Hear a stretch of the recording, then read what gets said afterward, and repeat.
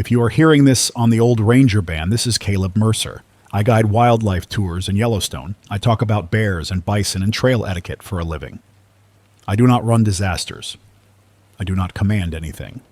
I am sitting under concrete with a handheld radio pressed to my mouth because it is the only thing still connecting pockets of people who cannot see the sun anymore.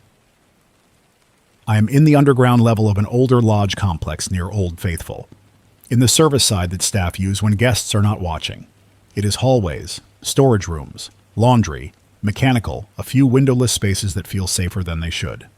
There are 31 people with me right now. I know because Elise made me count twice, and she wrote it down in a notebook so nobody can argue about it later. Elise is a seasonal worker here, smart, hard, and already moving in the mode that shows up when someone realizes nobody is coming fast. Ron is a maintenance mechanic, local, graybeard, hands that never stop. He is the reason we are not dead upstairs. I'm going to tell this straight, and I'm going to keep it practical. If you want polished news, you will not get it from me. If you want a human voice that says what he sees, what he hears, and what decisions he makes when there are no good options, stay on this channel and listen. Keep your own transmissions short. Say where you are.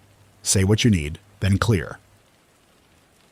The first thing I need you to understand is that this did not start with a movie explosion. It started with regular life and small shaking that most people here are used to. I was walking a group of 7 tourists along the Upper Geyser Basin Boardwalk at around 8:40 in the morning. It was one of those days where everything is clean and sharp. Cold air in the lungs, steam rising from vents, that mineral smell that usually makes people laugh and take photos. The boardwalk did a quick shiver under my boots. I heard joints creak. A couple people grabbed the rail. Someone made a joke. I did not. I watched the trees. I watched the animals. A bison on the grass near the path lifted his head and stared toward the lodge, then started moving fast. Not a slow wander, a push.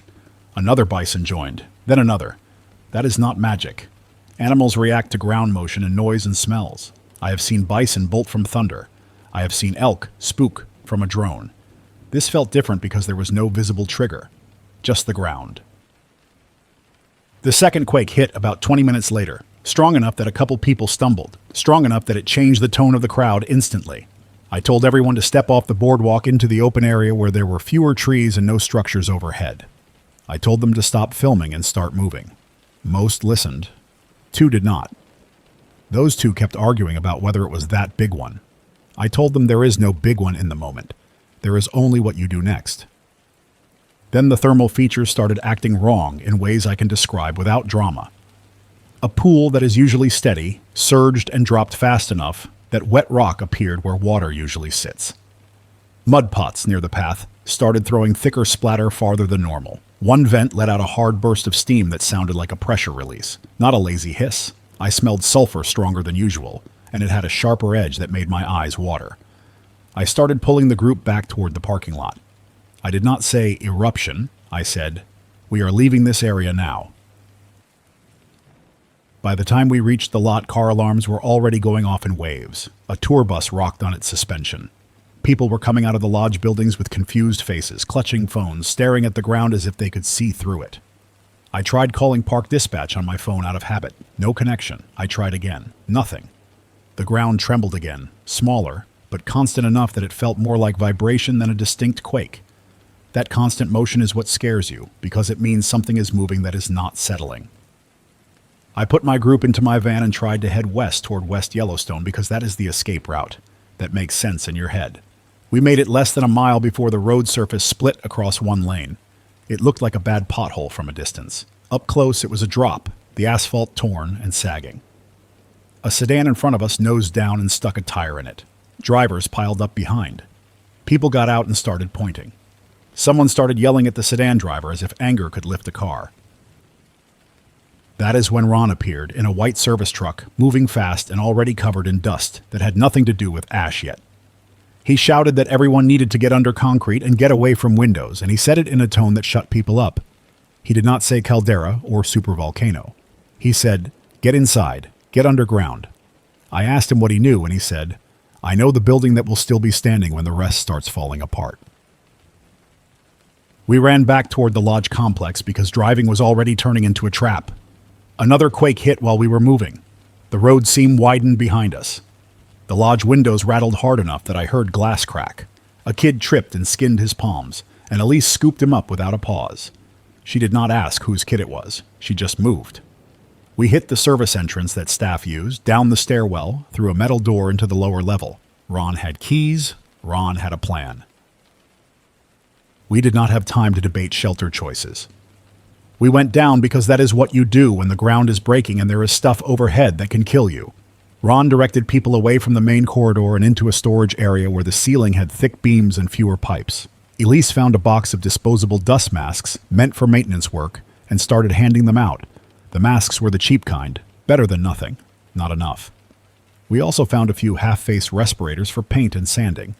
Ron gave those to kids and to an older woman who was already wheezing. At about 10:20, the building took a hit that felt different. There was a heavy push of air through the structure and dust puffed out of ceiling joints. The metal door at the far end of the hall hammered in its frame. The concrete under my boots vibrated in a way that did not feel like a single quake. It felt sustained. The lights flickered. Then the power went out. Emergency lights came on, dim and yellow. In that half-light, I saw people's faces shift from confusion to fear. Not screaming fear, the tight kind where someone goes quiet because his brain is doing math. Ron ran to the mechanical room. I followed because I did not want to stand in a crowd doing nothing. In the mechanical room, there was an old wall cabinet with radios and chargers and spare batteries and laminated instructions. Ron ripped it open and shoved a handheld at me. He said the only thing that matters now is keeping information moving. I turned the handheld on and it exploded with static and voices overlapping. People were talking over each other, breathless, crying, angry. Someone kept repeating mammoth like a prayer. Someone else shouted that the canyon road was gone. A woman's voice tried to do a head count for a group and kept losing track. It sounded like a channel full of people trying to grab the same rope at once. I pressed the talk button and said my name and location, and I said I could relay traffic from the Old Faithful area. Right after that, the sound outside changed. A low rumble became a constant roar. It was not a single blast. It was sustained, heavy, and it made the concrete vibrate. Dust started sifting down from vents. Then Elise came into the doorway and said, "Ash is falling." I did not believe her until I ran up the stairwell to the tiny ground-level window. The air outside was gray, and flakes were falling thick enough to look like a dirty snowstorm. It was not snow. The flakes were light, gritty, and they stuck to the glass. Visibility dropped in minutes. I could see lodge lights outside through the haze, then I could not. The ash coated everything fast, and it had a sharp feel between my fingers that told me it was not harmless soot. That first hour of ashfall is when denial starts dying. People always believe there is a normal explanation until they cannot see more than a few yards. A tourist asked me if it was a forest fire. I said no. I said, forest fire smoke does not fall in heavy flakes and pile up on the ground that fast. Another person asked if it would stop in a few minutes. Ron answered, if it is starting now, you plan for days. On the radio, a ranger voice came through, calm but strained, saying there were injuries in the canyon area from structural collapse and rockfall. He said the ground was opening near thermal features. He said people above ground were getting burned by hot ash and hot steam in pockets, and he told anyone still outside to get below grade and stay away from windows. His transmission cut off mid-sentence, and the channel filled with static again. I need to explain ash in a way that matters. Volcanic ash is tiny fragments of rock and glass. It scratches eyes. It irritates lungs. It clogs engines. It shorts electrical connections when it gets wet. It turns roads slick. It piles and collapses roofs when it mixes with moisture. If you are in ashfall, do not treat it as inconvenience. Treat it as a breathing hazard and a structural hazard. We did the first smart thing by accident. We were already underground. The second smart thing we did was seal openings as fast as we could. We shoved damp towels at the bottoms of doors. We taped plastic over vents that pulled outdoor air. We moved everyone away from the stairwell because every opening is a pathway for ash.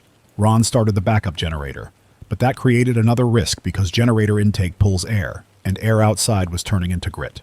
Ron swore and said, if we kill the generator, we lose light and pumps and radio charging. If we ran it wrong, we pulled ash into the building and into the engine.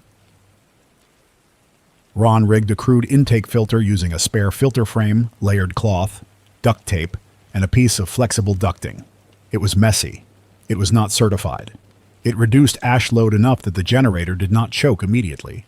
He set it up so the intake pulled from the most sheltered side of the building away from direct wind. He told me straight, this buys hours, not comfort. I took over the channel as a relay because yelling into static is useless. I started a rhythm. Short check-ins, clear language. No arguing. I told people to keep transmissions brief. Say location. Say situation. Say needs. Clear. A few listened.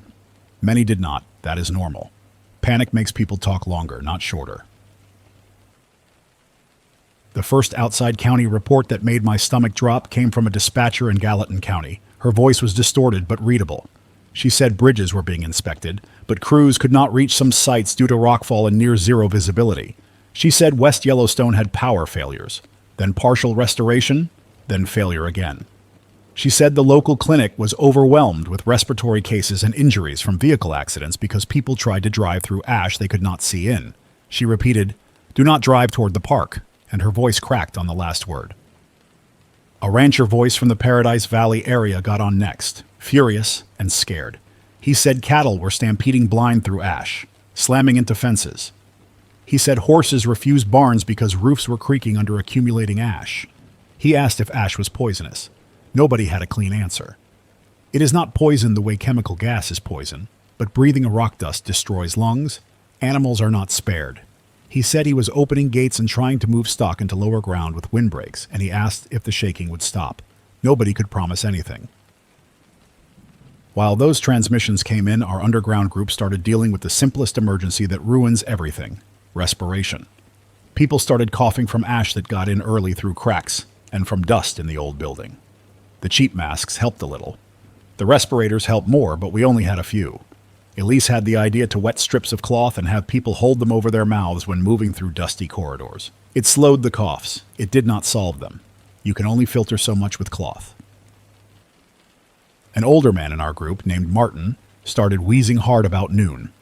He said he had chronic lung issues and he had left his medication in his room upstairs. Ron and I argued for 30 seconds about whether to go up. 30 seconds is all you get when someone cannot breathe. Ron said if we open the stairwell door too long, we pull ash inside. I said if we do nothing, the man might die. Elise settled it by handing me one of the respirators and a set of goggles and saying, "Go fast. Do not talk. Do not open any exterior doors." Ron went with me anyway because he had the keys and he knew the layout. We ran up to the guest level through a building that was already shifting and settling. In the hallway upstairs, ash drifted across the carpet in thin sheets because it was coming through broken window seals and vents. I saw 2 windows cracked. I saw one shattered. I did not look long. Ron found Martin's room and grabbed the medication bag from a drawer. We did not stop to collect anything else. We came back down with our eyes burning even behind goggles because ash finds gaps. Martin got his inhaler. His breathing eased. He did not say thank you. He just cried in relief and embarrassment. That is fine. Gratitude is not required when someone thinks he is dying. Around 1:30 in the afternoon, the first major structural failure happened above us. We heard sharp cracks, then a heavy thud. Not a quake, a collapse. Dust rained down from the ceiling joints in the corridor. People screamed. A couple tourists surged toward the stairwell, thinking they needed open air. Ron and I blocked them. We pushed them back with our bodies. We did not do it gently. If those doors opened, ash would pour and invisibility inside would drop and we would be choking in the dark. I told the tourists the truth. Outside air was not safe, and panic running upstairs would not fix that. One of the men swung at me with an open hand. Ron grabbed his wrist and put him against the wall hard enough that he stopped. That moment mattered because it set the tone. We were no longer a crowd. We became a shelter with rules, because rules are what keep people alive when fear makes everyone selfish. Elise backed us up by calmly telling the group that anyone who forced a door would be restrained. She said it without anger.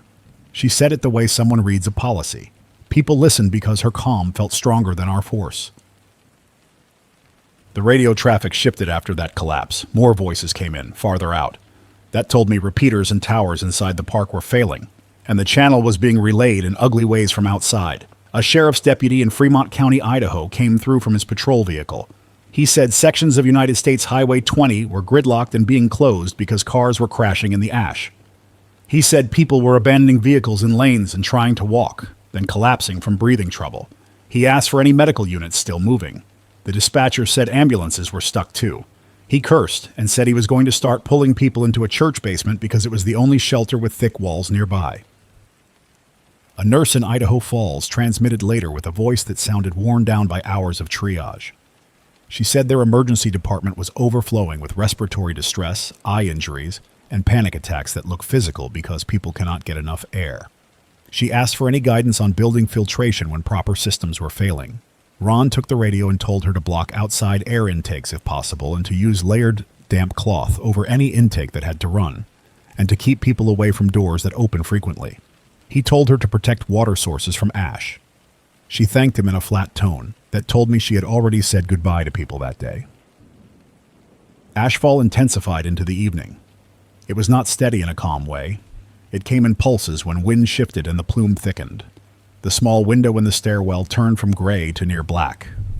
Emergency lights outside became faint smears. The ash piled against doors. Ron cracked an exterior door for less than a second to test pressure, and ash poured in with a hiss. He shut it and swore, then started talking about ash load on the roof and the danger of wet ash if weather changed. A lot of people do not think about roofs until they are under one.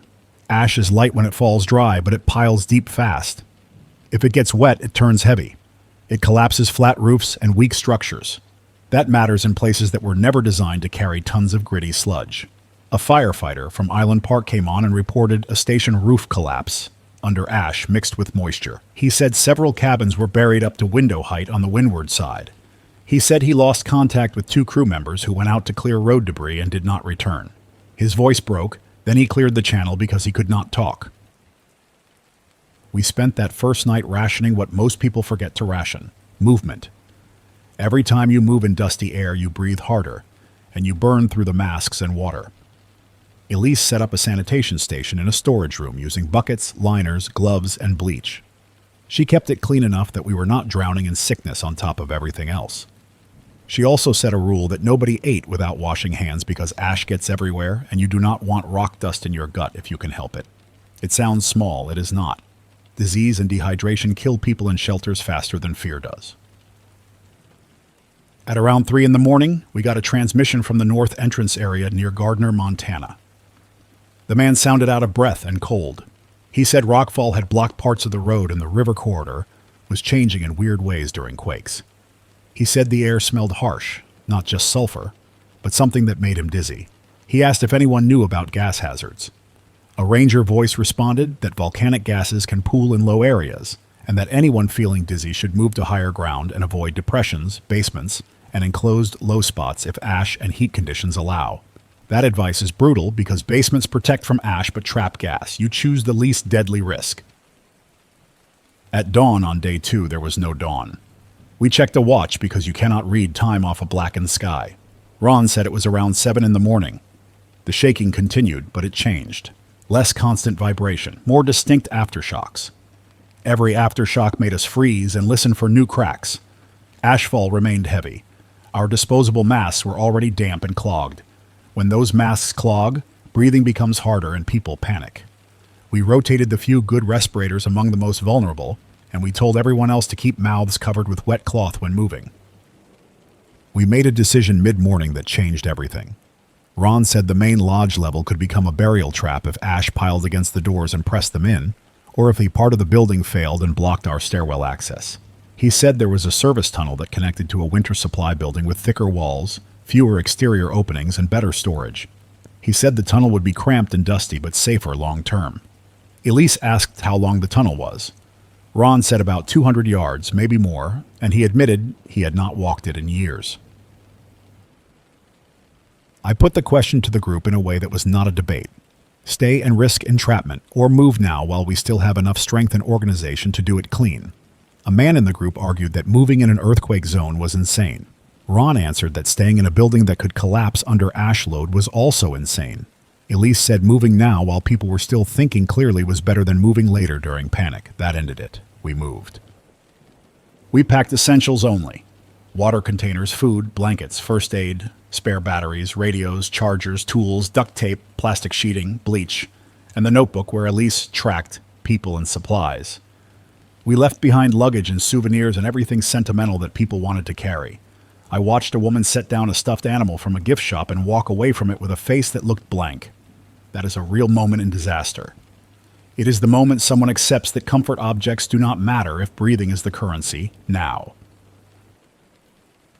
We moved in a line through the tunnel, hands on shoulders, lights low to conserve batteries.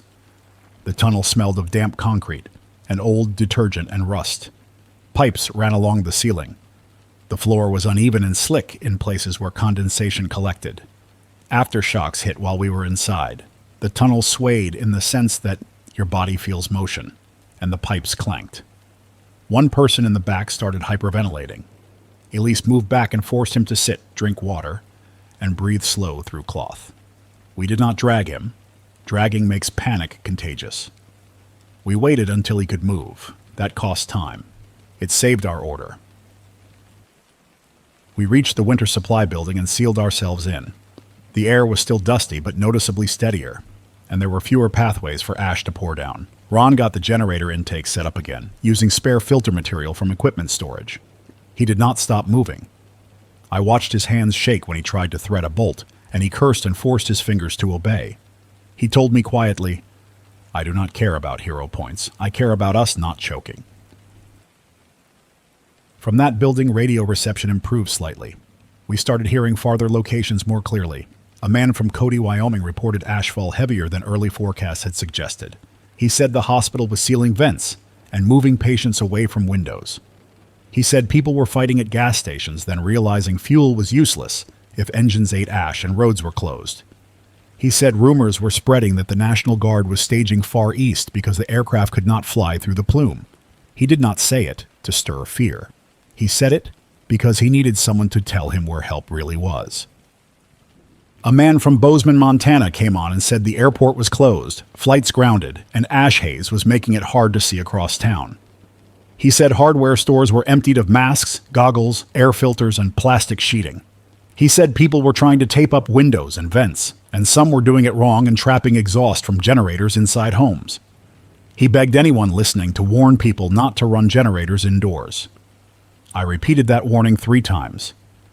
If you are hearing this, do not run generators in enclosed spaces. Exhaust kills quietly. Sometime early afternoon on day 2, we got our first direct report from someone still moving inside Yellowstone. It was a ranger named Heather, voice clipped, breath controlled. She said she was with 2 other rangers and a medic, moving between shelter sites on snowmobiles because wheeled vehicles were failing in ash. She said she had goggles, respirator, and a spare handheld. She said several visitor areas were already unrecognizable under ash drifts and that the boardwalk sections near thermal areas were destroyed. She said the ground was cracking in places that used to be stable, and she said the biggest danger was people trying to walk in low visibility and falling into thermal runoff or fissures. She told anyone still outdoors to stop moving unless movement was life or death. Heather also said something that changed how I thought. She said the ash was hot in places. Not everywhere, but in pockets where wind carried fresh material and where heat from vents mixed with it. Hot ash burns skin and ruins lungs faster.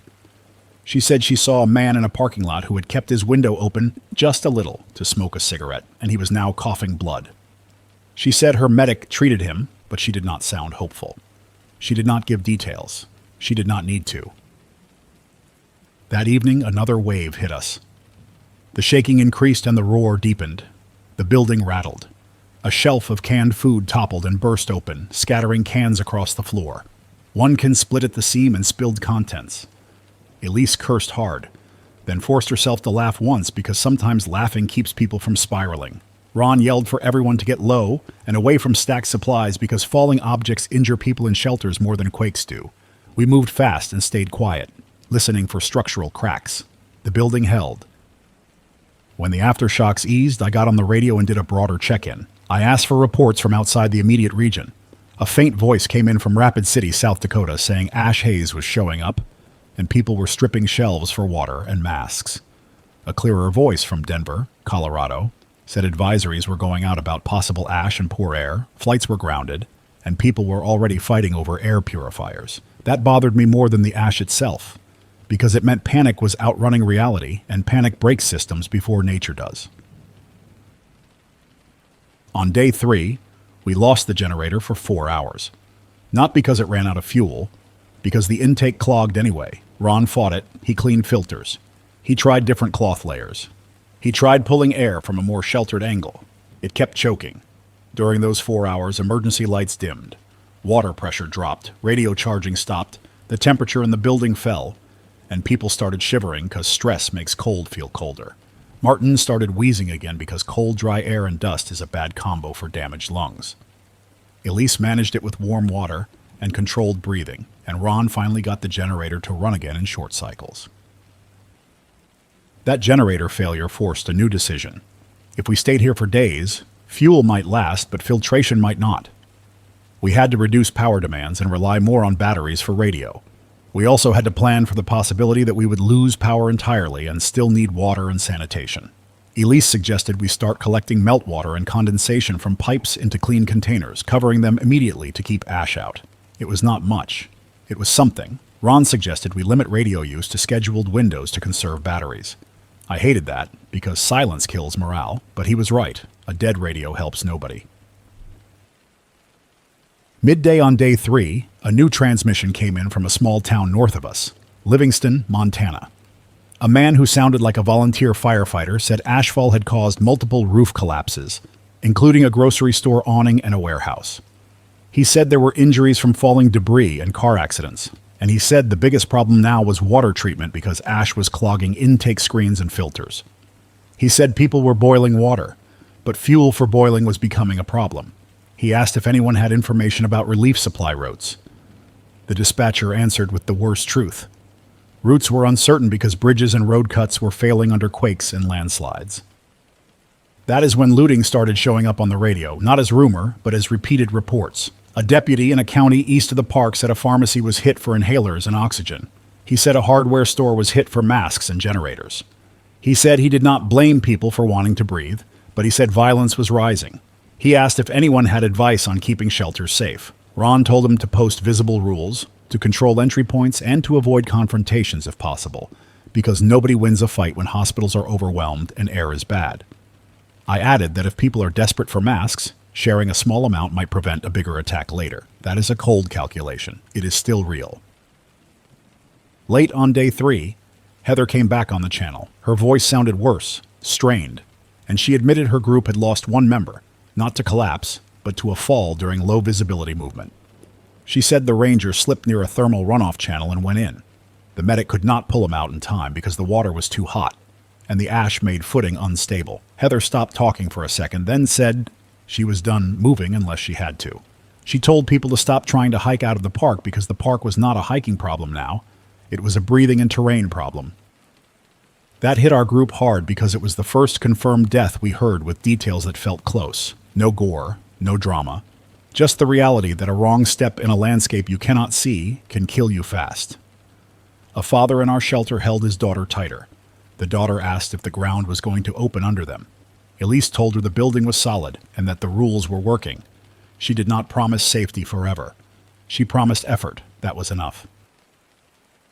Day 4 was when the outside world started sounding truly strained beyond local chaos. Not because the eruption suddenly got louder, but because systems that handle normal emergencies were now in prolonged failure. A state emergency manager somewhere east transmitted a structured update. He said shelters were being set up in schools with filtration where possible. He said traffic was restricted on major highways due to low visibility and ash damage to vehicles. He said power grids were unstable in multiple states due to ash contamination at substations and the strain of people running generators and space heaters. He said medical supply shipments were delayed because air transport was grounded and road transport was limited. He asked people to shelter in place and conserve fuel and water. I listened to that and realized something I had been avoiding.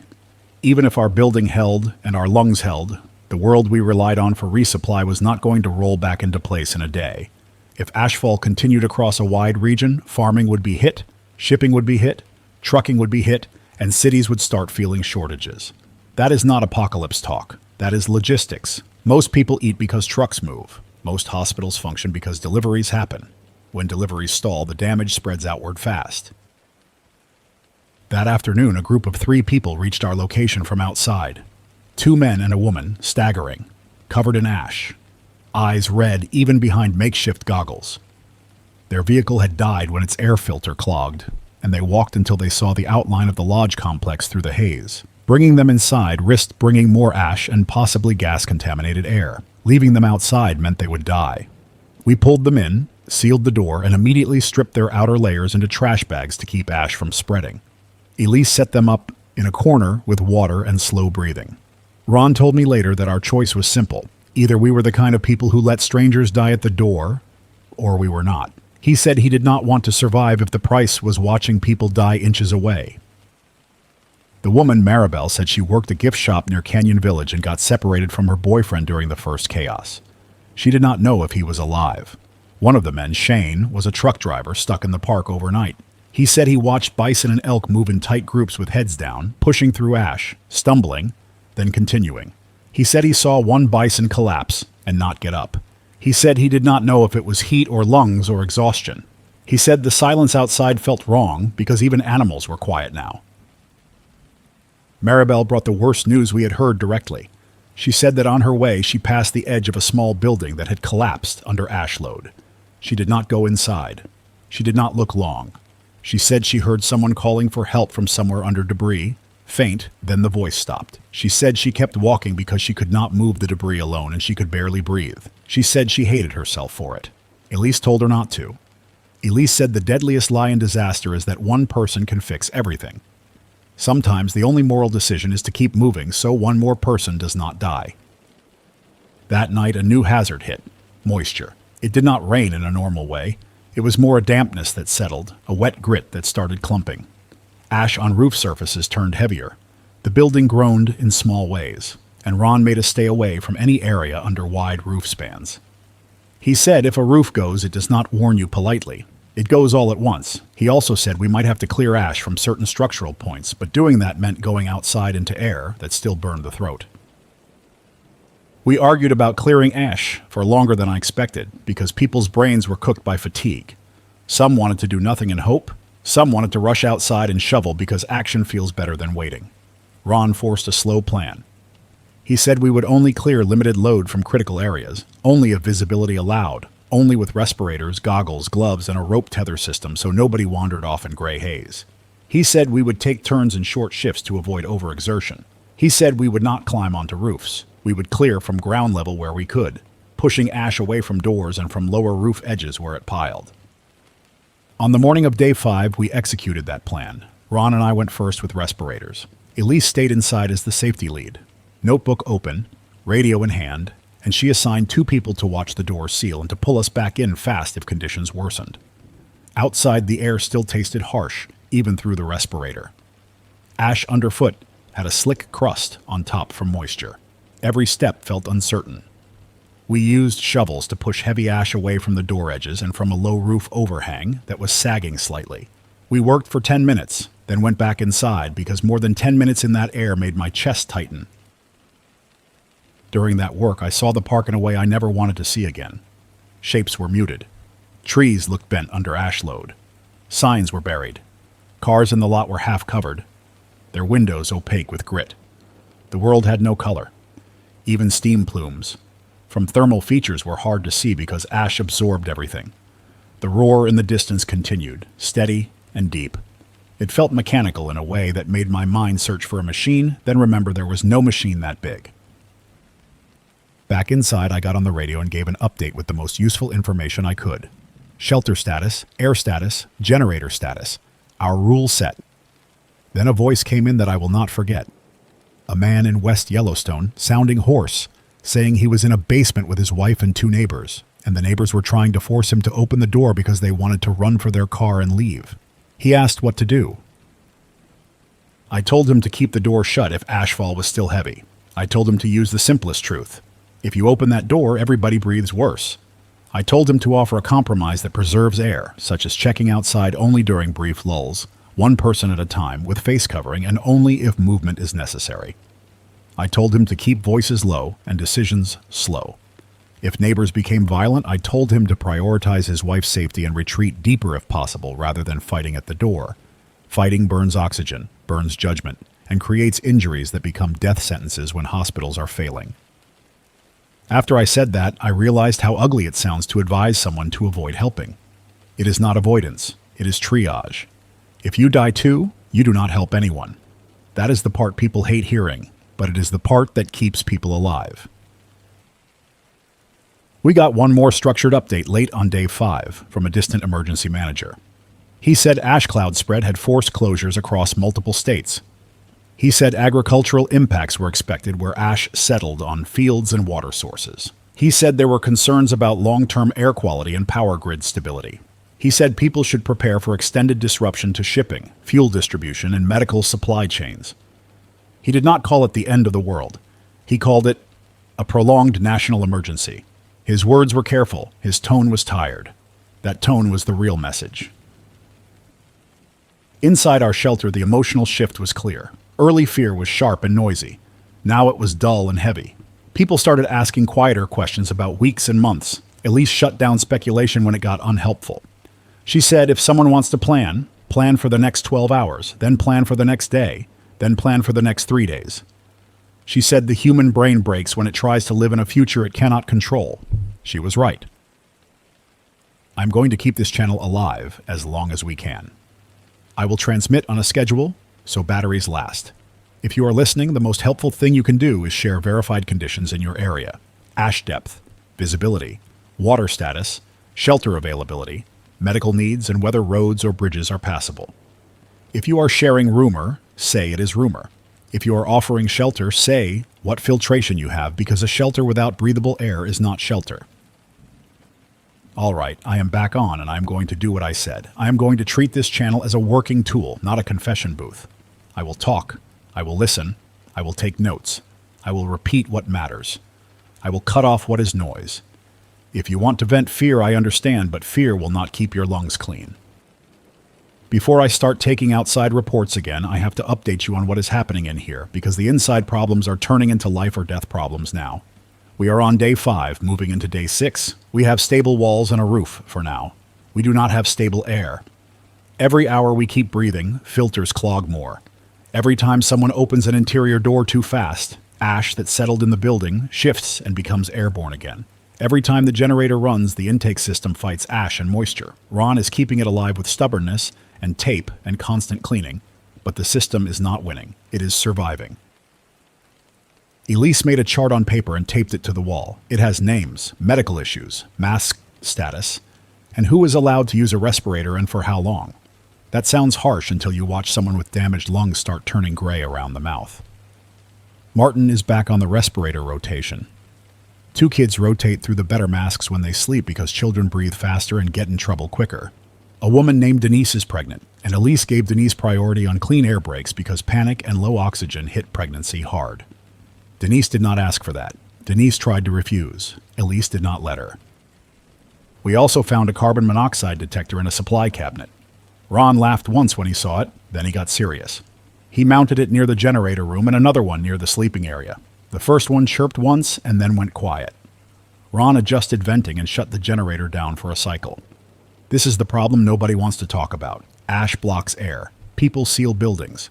Then people run generators or stoves and poison themselves without noticing until someone collapses. If you are listening from a sealed shelter and you are running fuel-burning equipment, you need ventilation, and you need a detector if you have one. If you do not have one, you need to treat headaches, dizziness, and confusion as danger signs, not as stress. Now I'm going to open the channel for reports in short order.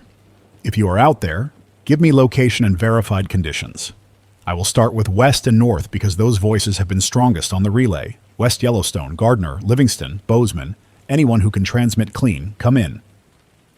West Yellowstone came back first. The same man from earlier, Horse now, said ash depth on his street was above his shins in drifts and that it was heavier at the intersections where wind pushed it. He said power has been out more than it has been on. He said he has a generator but can only run it short cycles because the intake filter clogs fast. He said the grocery store roof partially collapsed and the store is closed. He said the clinic has moved into a school because the clinic building ventilation failed. He said there is talk of evacuating the town east toward Island Park when visibility improves, but he said roads are full of abandoned vehicles and downed lines. He said he has heard about people breaking into cabins for air filters and masks. He said he does not know if those people are thieves or desperate families. He said he does not want to find out the hard way.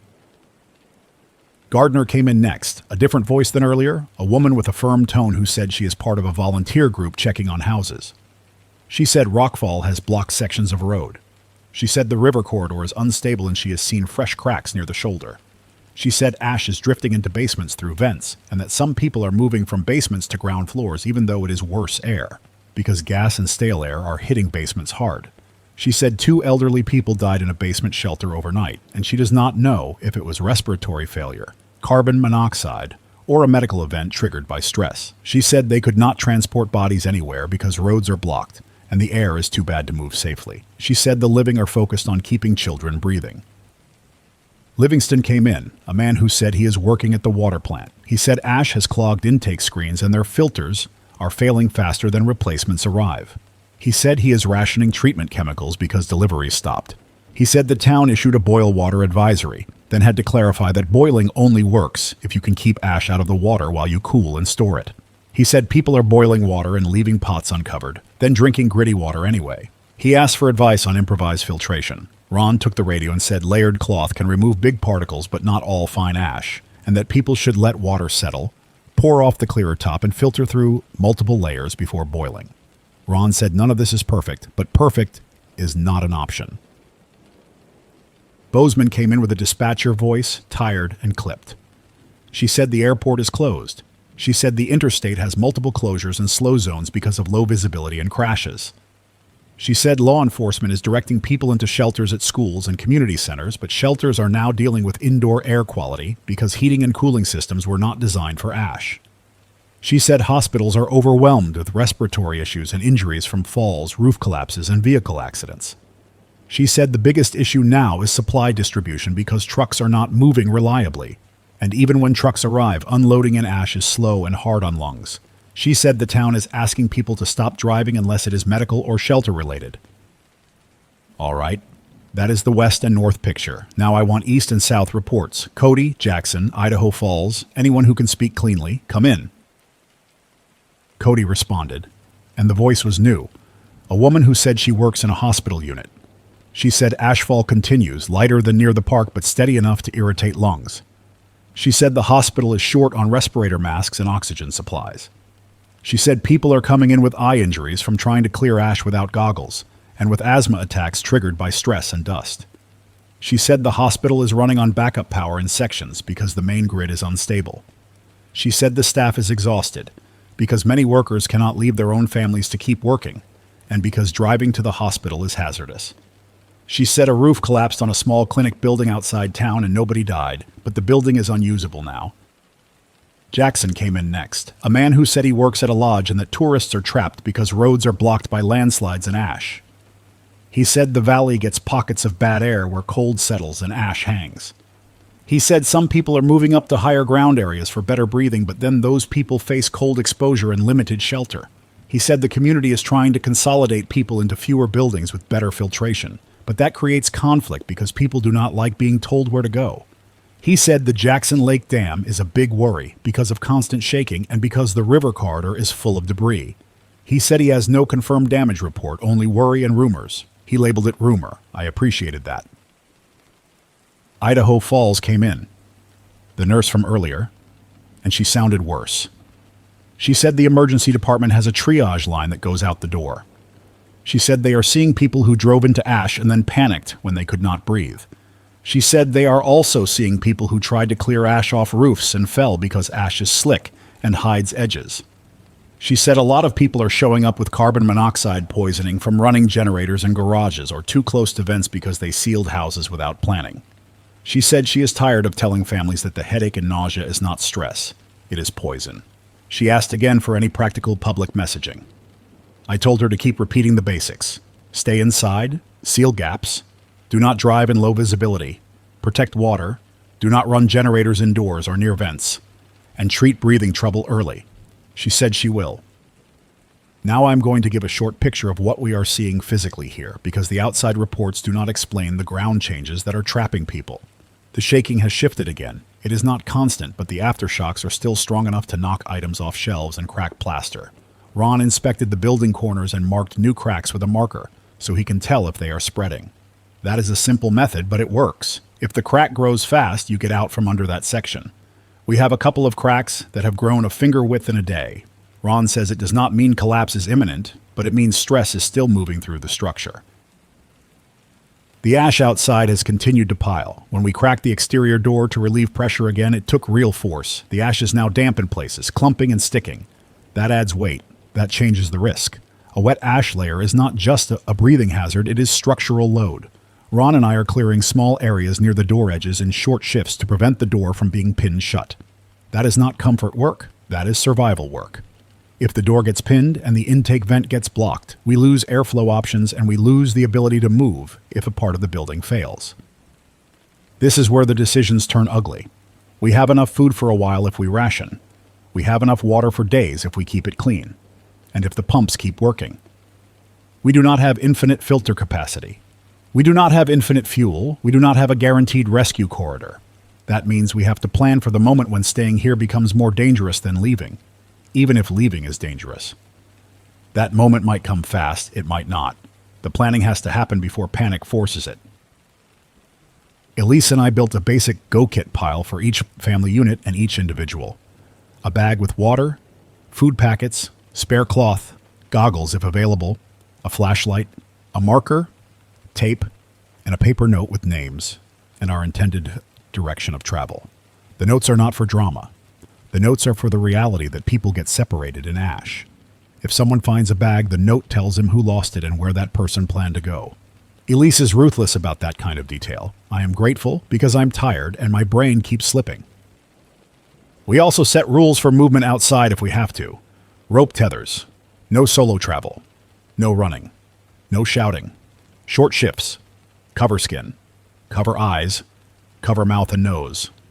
Mark the route on walls with arrows and tape because visibility can drop to a few feet. Ron insisted on marking at knee level as well as chest level because ash can cover floor markings and because people crawl when breathing gets bad. That is not a pleasant thought. It is a necessary one. Now I'm going to talk about the first real internal conflict we had that did not get resolved by calm voice and rules. It happened late yesterday evening. Shane, the truck driver who arrived from outside, decided he was leaving. He said he would rather die trying to walk out than die waiting under a roof he cannot control. He said he has a brother in Idaho, and he wanted to move before his legs got weak and before the ash got deeper. He said he had been stuck too long already. He started grabbing supplies from our shared pile without asking. Ron stepped in and told him no. Ron did not yell. Ron said the supplies are communal because the shelter is communal, and anyone leaving takes what the group agrees he can take. Shane argued that he brought his own strength and his own knowledge, and he did not owe anyone. Elise stepped between them and told Shane he can leave, but he will leave with a fixed allotment so he does not kill the rest of us by stripping masks and water. Shane called her a name. Elise did not react. She just looked at him and waited. That silence made him angrier. He shoved the box off a shelf. The box hit the floor and dust puffed up. People started coughing. That is how fast conflict turns into air crisis. I grabbed Shane's arm and told him to stop because he was making the air worse. He tried to pull away. Ron got behind him and pinned him against a wall with controlled force, not punching, not choking, just holding. Ron said one sentence, slow. You start a fight in here. You kill someone with lungs before you ever leave. Shane froze. I saw the moment his anger hit reality. He sagged. He started crying in a hard, embarrassed way. Then he stopped and went quiet. We did not kick Shane out. We set terms. Shane can leave at first light if conditions allow. Shane gets one water container, one food bag, one set of goggles, and cloth masks from the lowest tier, not respirators. Shane gets a paper map and a compass and a radio if we can spare one. Because keeping him connected is better than losing him as a silent death, somewhere that nobody learns from. Shane agreed, but his eyes said he still hates us for controlling him. That is fine. Survival groups are not built on love. They are built on rules and consequences. At first light, conditions did not allow travel. Visibility was worse, not better. The ash was blowing hard. Shane wanted to leave anyway. Ron refused. Elise backed Ron. I backed them. Shane paced and cursed and then finally sat down because the air itself forced the choice. You can talk big until the air is a wall. A few hours after that, the building took another hard aftershock, and this one changed our shelter plan. We heard a crash from the far storage bay. Ron ran to check and came back with a face I did not like. A portion of the roof support in that bay shifted. Not collapse, but a sag and a new crack line along a beam joint. Ron said that bay is now off limits. He taped it off. He moved supplies away from that side. That reduced our storage space and forced us to stack supplies tighter in the remaining areas, which increases risk of injury during aftershocks. You see how the trap closes. Every small failure makes the next decision harder. We adjusted. We redistributed supplies into low stacks. We kept walkways clear. We assigned a rotating structure watch, where 2 people check marked cracks every hour and report changes to Ron. Most people hate that job because it feels pointless until the moment it saves you. Ron says boring jobs keep you alive. I believe him. Now I need to report an outside catastrophe that just came in, and I have to treat it carefully because it is partly confirmed, partly uncertain. A deputy voice from near the Madison River corridor transmitted that there was a surge event. He described it as a sudden rise in water and debris, likely triggered by a landslide or quake, shifting a channel or blocking and releasing flow. He said he watched debris slam into a bridge approach, and he said the approach failed, not the span. He said the bridge is now unusable. He said he is warning anyone downstream to move away from the river corridor and avoid low ground. He labeled it as his direct observation. That is confirmed as far as his eyes go. He also said he heard rumor of a dam problem. He labeled that as rumor. I am repeating it as rumor only. If you are near rivers in the region, especially narrow canyon corridors, do not assume the river behaves normally right now. Earthquakes change channels. Landslides dam and release water. Ash and debris clog culverts and push a flow onto roads. If you are sheltering near a river, move to higher ground if you can do it safely. Do not camp on a riverbank because it feels flat and easy. Flat and easy becomes a trap when water changes fast. Another report came in from a community east of the park, a man who said he is part of a road crew. He said a large cut slope failed onto a highway section, burying lanes and trapping vehicles that were already stuck. He said crews cannot clear it quickly because ash is clogging equipment and because aftershocks keep loosening more rock. He said people trapped in vehicles are running engines for heat and air circulation, then choking their engines. He said some are abandoning vehicles and trying to walk in zero visibility. He asked for anyone with shelter nearby to announce location because the road is turning into a line of stranded people. This is where radio matters. If you have a building with breathable air and you can safely take people, announce it. Do not announce it if you cannot protect it, because that draws desperate crowds and can collapse your shelter into conflict. That is a harsh truth. It is still true. The right answer depends on your capacity and your ability to enforce rules. If you have no rules, do not invite a crowd. We had a debate in our shelter about whether we should announce our location as a public shelter point. Elise argued no because we cannot support a large influx and because our filtration is already strained.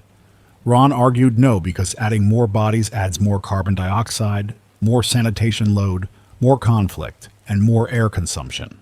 Maribel argued yes, because leaving people outside to die feels wrong. I listened, then I decided that we would compromise. I would announce that we are not a public shelter, but we can offer short radio guidance and we can offer a brief emergency air break for small numbers if conditions allow, one at a time. If someone is in immediate respiratory crisis, that is not generosity for show. That is a controlled act that avoids collapsing our own survival. Elise wrote the rule and posted it. Now, something else happened today that forced another decision. We started hearing a faint hissing sound from one of the utility lines in the older section of the building. Ron investigated and found a small gas leak, likely from a line joint shaken loose. The building uses gas for certain systems. A gas leak in an ash-filled region is a fire hazard and an explosion hazard. It is also a suffocation hazard. Ron shut off the line at the main valve. He did it carefully, with no sparks, no rushing. That shut down any chance of using gas appliances even if we wanted to. It reduced fire risk. It also reduced options for heating and boiling. We switched fully to the small camp stove with strict rules and only in a ventilated corner, only when the carbon monoxide detector reads clean. We are also seeing more eye problems. Fine ash gets into eyes and scratches. People rub. That makes it worse. Elise mixed saline solution from clean water and salt packets and set up a station for eye flushing. It is not medical grade perfect. It helps. She also told everyone to stop touching faces and to wash hands every time they handle ash-covered items. Again, boring rules. Life-saving rules.